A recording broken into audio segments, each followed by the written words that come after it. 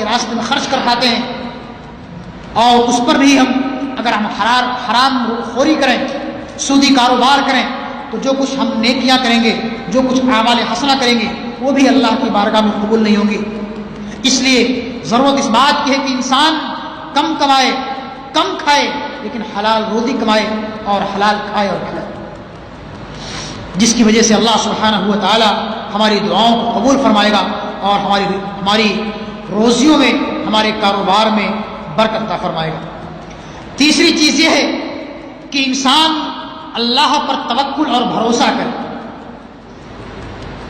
روزیوں میں برکت کے اسباب میں سے تیسری شرط یہ ہے کہ انسان اس دنیا کے اندر کاروبار کرنے کے بعد، محنت و مشقت کرنے کے بعد، ملازمت کرنے کے بعد، مزدوری کرنے کے بعد اللہ پر توکل اور بھروسہ کرے۔ ہر انسان محنت کرتا ہے، مشقت کرتا ہے، مزدوری کرتا ہے، ملازمت کرتا ہے، کاروبار کرتا ہے، لیکن ہر انسان برابر نہیں کماتا ہے، کوئی کم کماتا ہے، کوئی زیادہ کماتا ہے۔ اللہ کسی کو کم روزی دیتا ہے، کسی کو زیادہ دیتا ہے، اس کی حکمت اور مصلحت اللہ جانتا ہے، بہتر جانتا ہے۔ لیکن ہر انسان محنت مشقت کرتا ہے۔ انسان کو چاہیے کہ وہ محنت و مشقت کرنے کے بعد اپنے اسی کاروبار پر بھروسہ نہ کرے، بلکہ اللہ کی ذات پر توکل کرے۔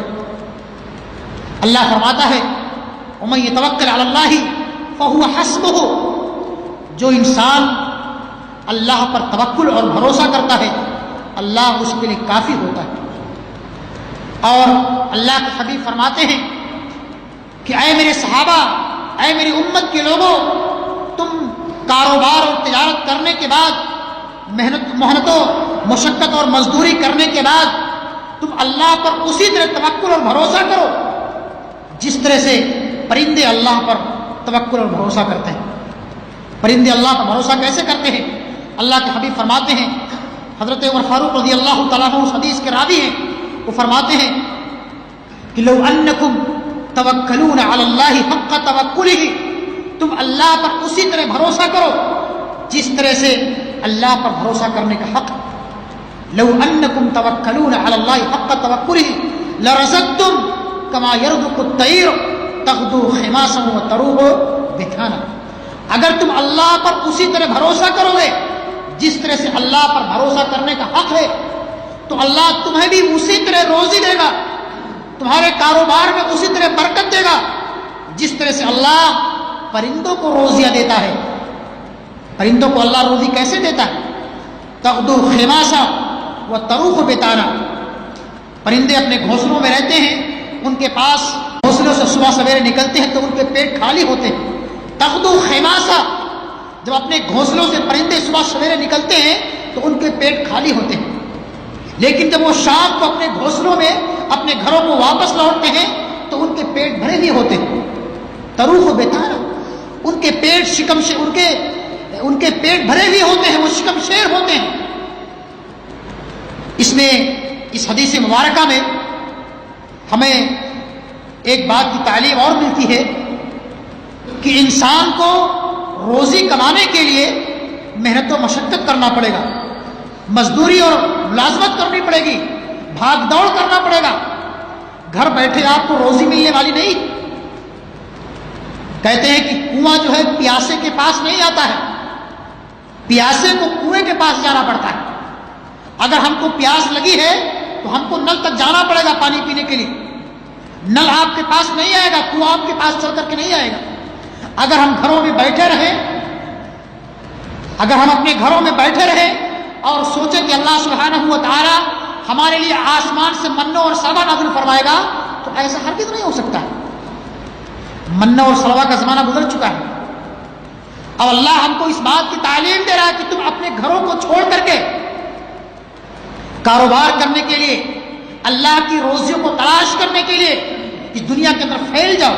یا ایھا الذین آمنوا اذا نودی للصلاۃ من یوم الجمعہ فاسعوا الی ذکر اللہ وذروا البیع ذلکم خیر لکم ان کنتم تعلمون فاذا قضیت الصلاۃ فانتشروا فی الارض وابتغوا من فضل اللہ، تم نماز کی ادائیگی کے بعد اللہ کی اس مقدس اور وسیع و عریض سرزمین پر پھیل جاؤ اور اللہ کی روزیوں کو تلاش کرو. اللہ ہمیں روزیاں کمانے کا حکم دیتا ہے کہ میرے بندے روزیاں کمائیں، محنت و مشقت کریں، مزدوری کریں، تو اللہ ان کے کاروبار میں برکت دے گا، ان کی تجارت میں برکت دے گا. اگر انسان گھر میں بیٹھا رہے اور سوچے کہ اس کی مال میں برکت ہو، ایسا ہرگز نہیں ہو سکتا.